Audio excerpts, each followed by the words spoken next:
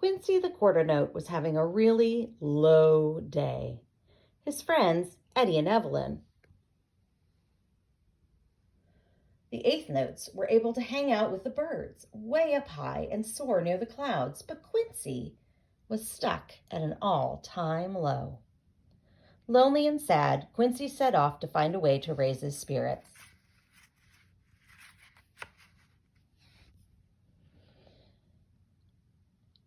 He spotted something strange in the distance. It looked a bit like a hashtag, but because the twittering birds were up so high, Quincy knew that simply couldn't be one of those. Excuse me, sir. I don't think we've met. My name is Quincy. What's yours? Hiya, Quincy. I'm Stanley the Sharp. I feel like it wasn't accidental that we're meeting like this. You seem a little down in the dumps. I'm really good at raising spirits. Stanley smiled and said, Well, that's fantastic.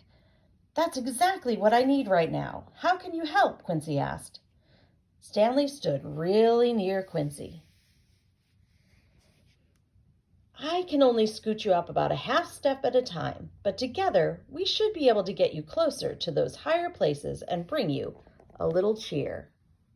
Quincy climbed slowly onto Stanley, and he was able to reach the bottom line of the staff. For the very first time. The sound he heard was glorious. His heart seemed to soar. If this was what it was like to finally be out of the deep depression he was feeling, then he wanted to go higher. Quincy asked Stanley if he could help some more, but Stanley was distracted by something in the distance.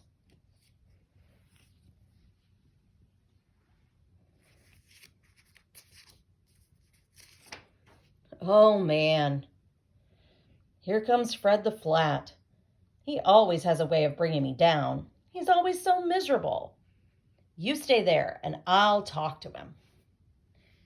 Quincy sat right where he was and listened as Stanley spoke to Fred. Hiya, Fred. What's up? Stanley asked. Fred sighed. Not much, Stanley. What's going on with your friend over there? Stanley turned his head to look at Quincy.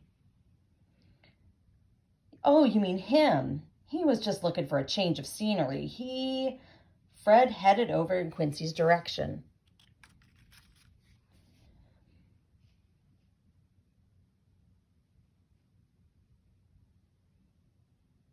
Hey, do you need a little help getting down? Fred tugged at Quincy and moved him back down the staff, and Quincy immediately felt a rush of sadness swim over him. Actually, I was trying to head upwards towards the top where the birds are. You're kind of bringing me down, Quincy squirmed as Stanley came over and gave him just enough of a nudge to help him get back up to that very first line. Thanks, Stanley. Listen, Fred, it was nice to meet you, but for now, I may want to continue to climb up the staff rather than down. Maybe you could come back later and help me make my way down. Fred just shrugged and walked on past, looking back for one moment to say, just trying to help. Stanley stopped for a moment and looked way up to the top of the staff with concern. Gosh, Quincy, I'm not sure how Eddie and Evelyn got up there, but it just seems like there must be a faster way. Maybe a staircase or a ladder or something?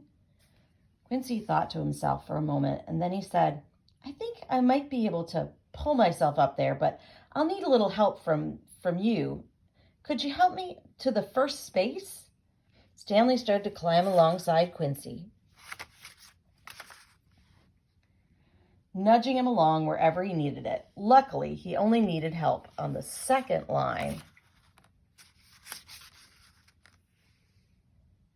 And then the third space.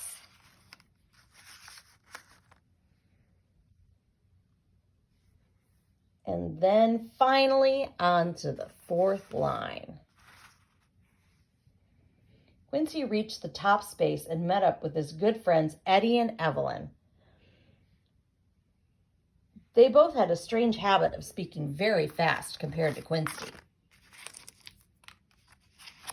"Hey, Quincy, glad you could finally make it. We were worried that you would never get out of that lousy mood you were in."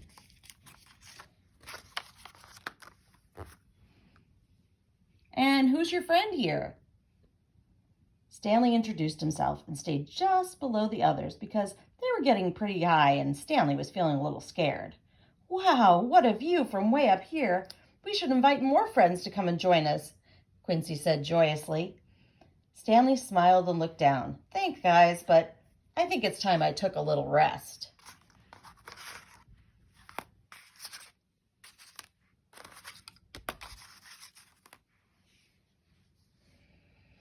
They all glanced down to see Stanley chatting with Wendy, the whole rest, who had taken a seat by his side.